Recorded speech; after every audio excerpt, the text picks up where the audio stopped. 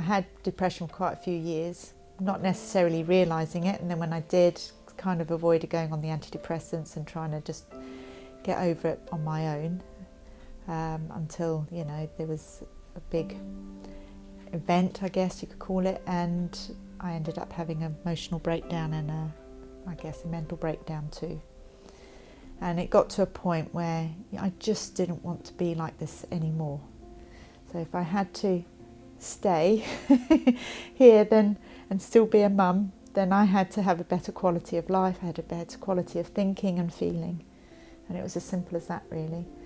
So I ended up getting a psychiatrist, having CBT, and, you know, just giving it my all. I mean, you know, there were times I wanted to give up and, you know, just think, oh, this is too hard. But at the same time, I just couldn't exist the way I was feeling anymore.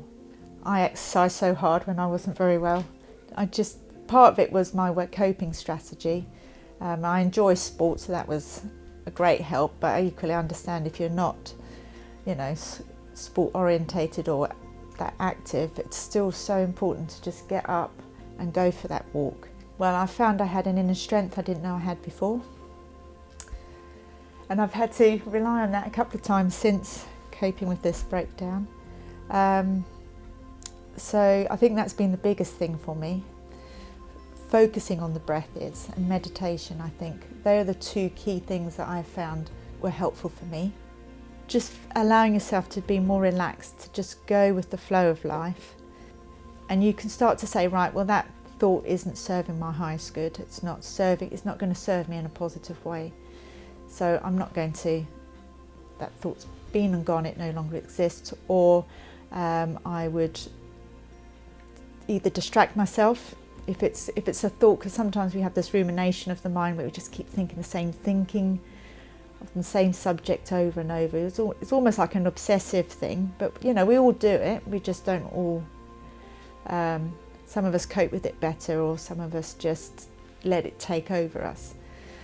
But either way, it's not healthy. We need to calm those thoughts down.